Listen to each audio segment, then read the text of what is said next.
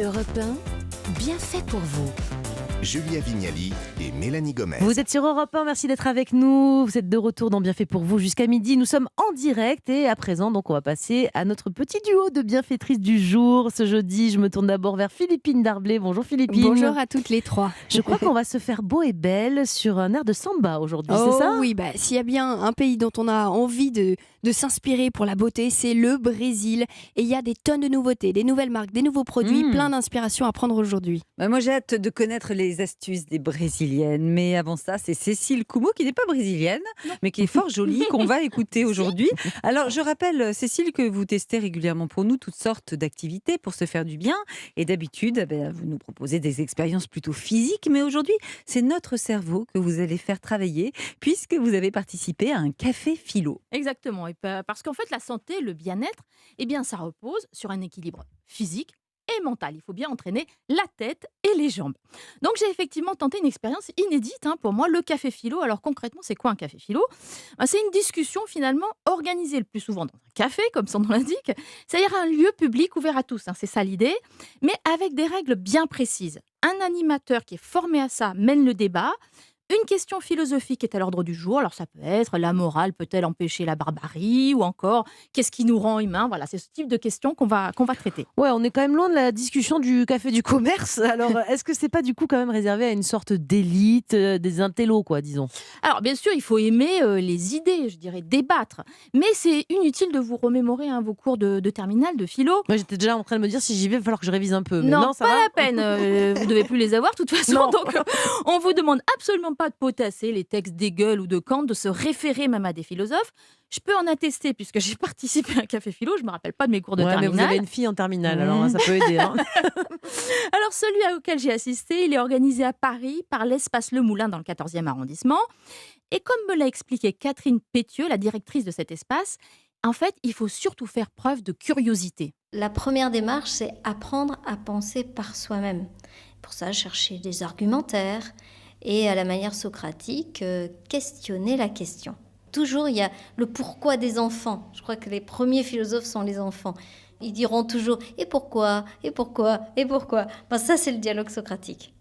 Alors, j'imagine que c'est pas que ça, le dialogue socratique. Ça consiste pas seulement à dire « et pourquoi ?» Effectivement, Julia, vous avez raison. En fait, le but, c'est d'amener chacun à s'interroger sur ses propres croyances, à penser réellement, en fait, pas à répéter ce qu'on a déjà entendu, en questionnant la question, comme ils disent, en la triturant un peu dans tous les sens.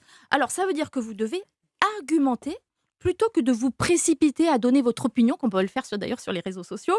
Vous devez écouter les autres et réfléchir à la définition des mots. Ça, c'est ce qu'on faisait aussi en terminale, d'ailleurs, mais bon, voilà. Et c'est vraiment un exercice, vraiment, j'ai testé, et voilà, ça demande un effort. Alors, je vous propose un petit aperçu de nos échanges, évidemment, en résumé, sur la question philosophique du jour que nous expose Oriane, qui menait les débats. Avoir le choix, est-ce être libre ? Vous allez devoir répondre par oui ou par non. Les adeptes du « les deux », oui, mais ça dépend, ça marche pas. On a besoin de penser par opposition. Donc le relativisme a son intérêt, mais pas pour apprendre à penser. Bien. Involontaire pour donner son argument. Je disais non, parce que il faut déjà avoir une prise de conscience de cette liberté pour avoir le choix. Sans cela, on reste dans une illusion. Voilà. Qui peut proposer une reformulation de l'argument de Manuel ? Je pense que ce qu'il veut dire, c'est qu'on peut avoir l'impression qu'on est libre, et donc de faire un choix éclairé, et que si on n'est pas réellement libre, on n'a pas conscience, on fera un choix qui n'est pas éclairé, et donc on ne sera pas libre. Donc maintenant, je vous propose de changer d'argument, parce que peut-être ça va nous éclairer. Et des candidats du oui, voudraient-ils lever la main ? Alors, Gabriel. Oui, parce que je suis la seule responsable de mes décisions et de mes actions. Et si tu enlèves le jeu, comment tu reformulerais les choses ? On va essayer d'aller à un principe universel. Avoir le choix, c'est être responsable de ses décisions et ses actions, donc être libre.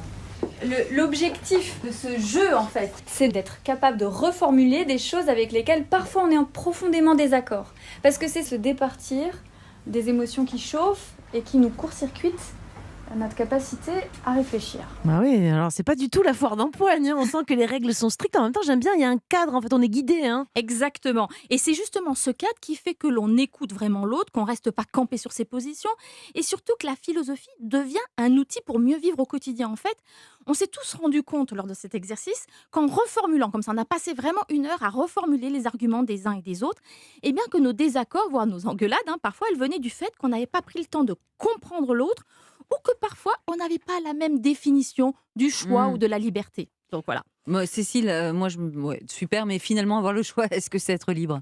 Alors autant dire qu'en 1 heure et quelques débats, on n'a pas pu trancher la question, il en faudrait beaucoup plus, et c'est tant mieux, comme nous l'explique Catherine Pétieux. On voudrait tous repartir avec des recettes. Je crois qu'au fur et à mesure, parce qu'il y a beaucoup de fidèles qui suivent les cafés philo, au fur et à mesure, on comprend que quelque part, la réponse nous enferme aussi. Peut devenir dogmatique, peut devenir une croyance. Donc, moins il y a de réponses à apporter, plus ça laisse de liberté à penser. Voilà, donc je vous laisse réfléchir à la question. Et il y a d'autres cafés philo partout en France, à vous de jouer. Merci beaucoup Cécile, on va tester ça parce que ça change un peu d'activité, puis ça nous tente bien avec Julia, on va aller faire café philo. Ça nous ferait du bien de réfléchir. Toujours pour prolonger l'été, tout du moins dans sa salle de bain, on va parler de beauté brésilienne maintenant avec Philippine, avec de nouveaux produits et de nouvelles marques qui débarquent en France. Alors effectivement, le Brésil est ultra tendance dans tout ce qui touche à la mode, à la beauté. Je ne sais pas si vous avez entendu parler de cette marque qui s'appelle Farm Rio. C'est une marque de vêtements éco-responsables, hyper joviale, qui fait fureur. Je pense qu'on a aussi tout essayé ou presque. La méthode de drainage lymphatique Renata Franca. Oui. Moi non, mais Julia, moi non plus. Je suis très adepte. C'est très, en fait, on devient assez vite accro. Et il y a aussi, je ne sais pas si vous connaissez, une crème qui s'appelle la Bum Bum Cream. C'est pour les fesses. Exactement. Elle est super, de celle-là. Sol de Janeiro. Elle Exactement. connaît tout déjà Julia, j'ai l'impression. Oui, j'aime bien la beauté à la brésilienne. Franchement, on a tous envie d'un fessier comme les Brésiliens, oui, on peut ça le oui. dire. On peut le Exactement. dire. Mais aujourd'hui, j'avais envie de vous parler d'une marque de beauté brésilienne historique qui a plutôt des airs d'apothicaire. Vous allez voir, c'est ravissant, ça s'appelle Granado. Pourquoi cette marque elle est incontournable au Brésil? En fait, tout simplement parce qu'elle est pionnière dans l'utilisation d'extraits végétaux en cosmétique, donc quelque chose qui se fait évidemment énormément aujourd'hui. Mais pour vous donner un exemple, en fait, leurs pharmaciens sont à l'origine des premières pharmacopées locales. Les pharmacopées, en fait, ce sont des répertoires plutôt techniques sur la flore, les compositions, les effets, etc. Et c'est un savoir qu'on retrouve évidemment dans tous leurs produits, mais notamment dans un des derniers lancements qui s'appelle Bossa, que j'ai là, que je vais vous montrer. Alors Bossa, c'est une eau de toilette, un hommage à une ville qui nous fait rêver, c'est Rio.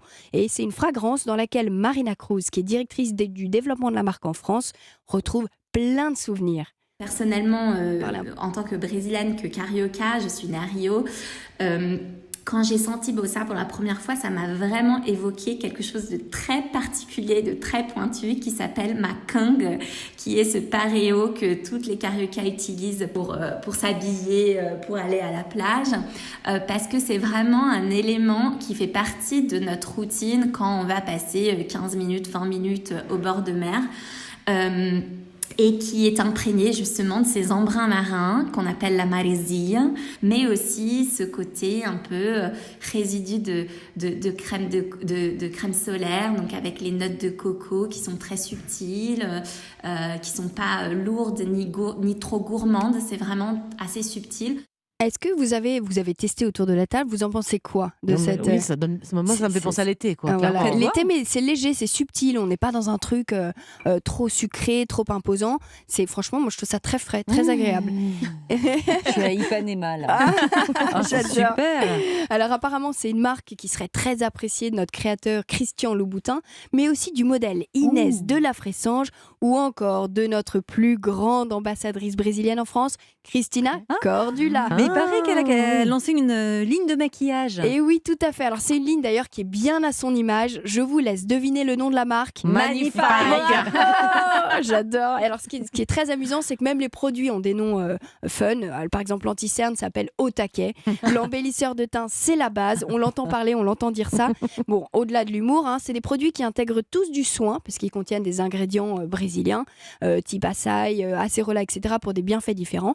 Et surtout, on va à l'essentiel, ce ne sont que des basiques. En fait, ce que je voulais faire, c'est une routine make-up. Vous voyez, des essentiels. Comme il y a les basiques de la garde-robe, que moi je dis tout le temps dans la mode, et ben moi je voulais faire le basique de la trousse. Donc je donne des conseils aux femmes, avec le but qu'elle apprenne son corps, qu'elle apprenne comment lui mettre en valeur, Et pareil avec les maquillages. On leur donne plein de conseils, avec plein de tutos, plein d'explications, comment utiliser les maquillages pour une soirée, comment on fait un maquillage pour un mariage, comment on fait un maquillage pour le week-end, pour travailler. Il y a plusieurs thèmes de maquillage différents et qu'on explique pas à pas comment l'utiliser.